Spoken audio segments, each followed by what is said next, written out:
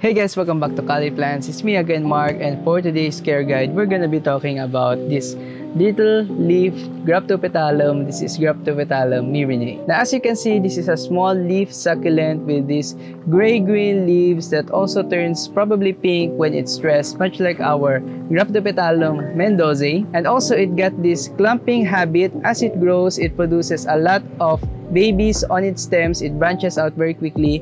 It can also grow upright, much like our other Graptopetalums, but as it matures, those stems will tend to fall down and it will become a trailing plant like this one, like the plant that you are seeing here. So just so you know, we're gonna be talking about this plant's origin, description. I will also be sharing with you some tips on its sun exposure, potting mix, and watering needs. And later on in this video, we're gonna be talking about this plant's propagation and the problems that you might have when it comes to this plant. So make sure to watch until the end of this video. So for our first topic on this plant, this is actually a hybrid. This is not a species of Graptopetalum. It is a cross between Graptopetalum mendozae and probably a Graptopetalum pentandrum. Now we have our pentandrum right here, but this is actually a different subspecies of pentandrum, that is Pentandrum superbum. There's actually another variety of Graptopetalum pentandrum which actually looks much like this one, like the mendozae, but that plant has these pointed leaves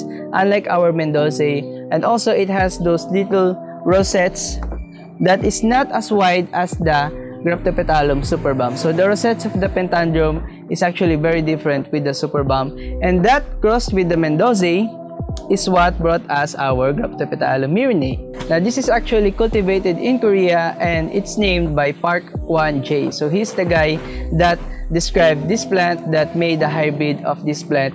Actually, he first gave the plant the name Vera Higgins, but that name Vera Higgins is actually given to another Graptosedum, so that cannot be used with this plant, so it's been called Myrnae. Now since it is a hybrid, it also has these white flowers much like our mendozae, but those flowers has some speckles on them, much like with our Graptopetalums. They have these speckled flowers. So once it blooms, you can expect it to have these branching out flowers from their stems, so it will be branching out, not like our sedums which can tend to produce stalks, flower stalks that grow upright, and echeverias which has bell-shaped flowers. So this one has star-shaped flowers which branches out from its stem. Now when it comes to this plant, sun exposure, I would really recommend you give it morning sun and then filtered sun for the rest of the day. But I would also suggest that if you can, put it in a spot that gets filtered sun for the whole day, because it doesn't take to extremely hot conditions. So I would not really recommend that you put this in a very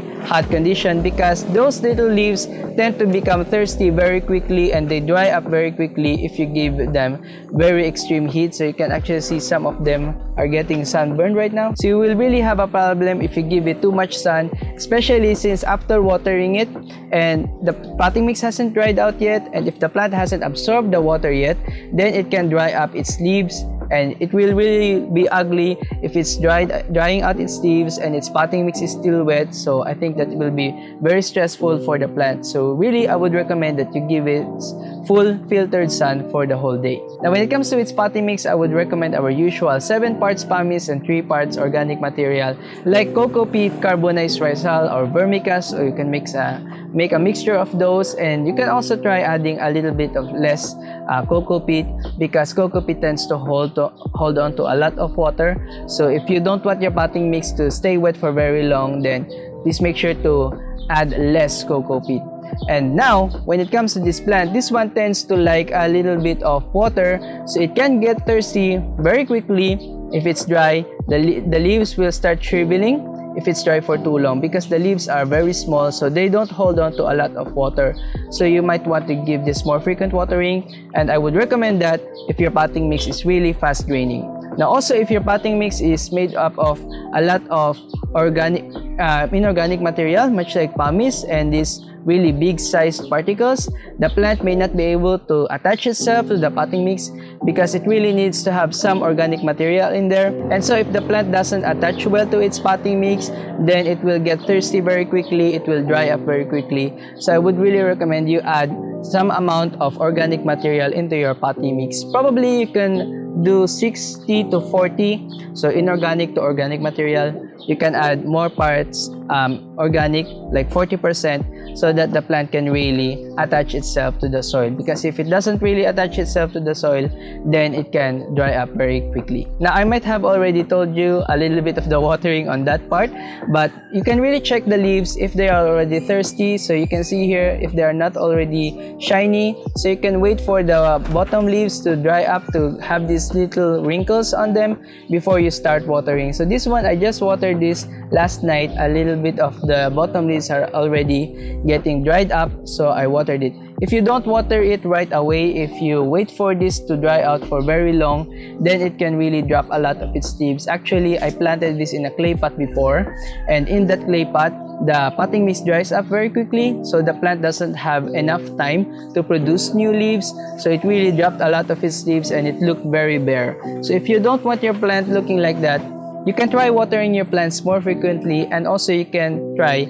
potting them in a plastic pot or in a ceramic pot, which can hold on to water for a little while before it dries out. Because if the plant really dries up very quickly, you will not see this lush appearance on the plant. It will not produce a lot of leaves. Now, when it comes to this plant's problems, I think I've told you already, it's a very thirsty plant. It can get dry very quickly, so you might have to adjust your potting mix for this one and your watering, and give it a little bit of protection from the sun.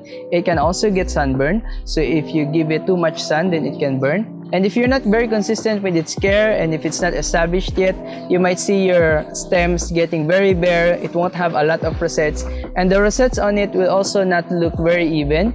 So like this one doesn't have a lot of even rosettes yet, because it dries up its leaves rather quickly here in my care, and I'm still establishing it, I'm still growing it. But you can see that it's getting a little bit of lushness on it. So you can get that with the proper amount of sunlight, watering, and potting mixes. Now, when it comes to other problems like pests, mealybugs, I haven't had a lot of issues with that, but I can think that you can probably have problems with that because it's such a small succulent. You might not be able to see through the nooks and crannies of the plant, so you might not see the pests very quickly. So if you have that problem, those insects on your plant, you can wash it down with water mixed with dishwashing soap, and also with some bits of alcohol. You can drop a few drops of alcohol on it, mix it up, and then wash down your plant, hose down your plant with that mixture, so that the insects will be removed and it will die. Also, you can try adding a systemic insecticide on it, like Starkle G, so that the plant can absorb this insecticide and can kill any insects that bites on the plant. Now, when it comes to shipping, you might find that when you buy your Myrnae online, they might look very lush as the seller are showing them, but if their stems are not yet old, so if they don't have that corking on their stems, so you can see here there are some corking already on this one, so those stems can be prone to rotting, can be prone to getting broken off, and also those stems, since they are very young, they might not hold on to their leaves for very long. So you can expect that if you buy Myrnae from online, that the leaves will really drop and they will not look as beautiful as the seller is showing them.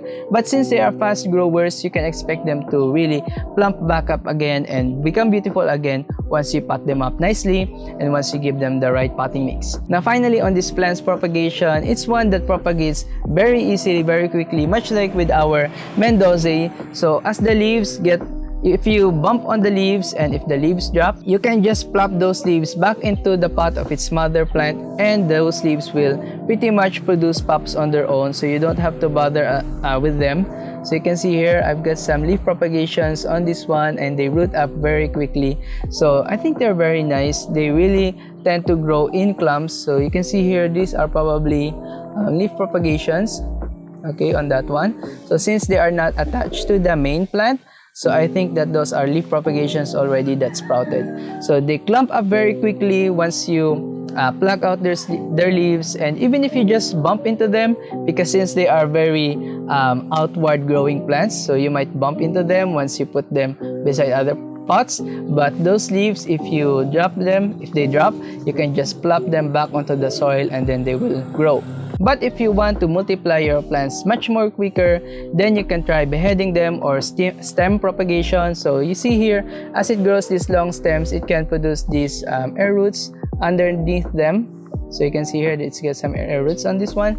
So you can already cut off those stems with the roots, and then you can plop it onto another potting mix and it will just produce new growth. And I find that even if you take just one stem out of it, it can branch out very quickly, because this really branches out very quickly. So you can see here, there's already several branches on this plant. So I've actually lost count. I'm not counting anymore how many stems this plant has.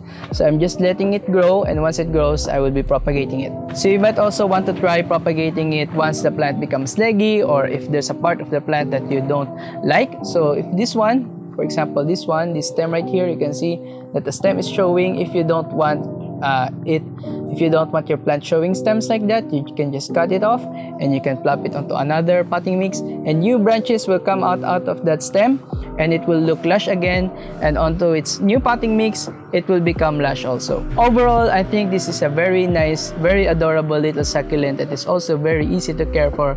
Actually, I've had this for more than a year now, so I will probably show you a clip of when I first got it, or when it was still small. So it really started out as a little pot. So I think the original plant could fit into this pot, or it was even smaller than that, and it really produced this lush growth. It really expanded, it really grew a lot over the course that I'm caring for it. So I think that it's a very nice plant to buy. It doesn't die very quickly. I think it's better than the Echeveria prolifica, because I've tried that before, and the prolifica, even if it's a prolific plant, it's really sensitive when it comes to its sunlight, when it comes to its potting mix and watering.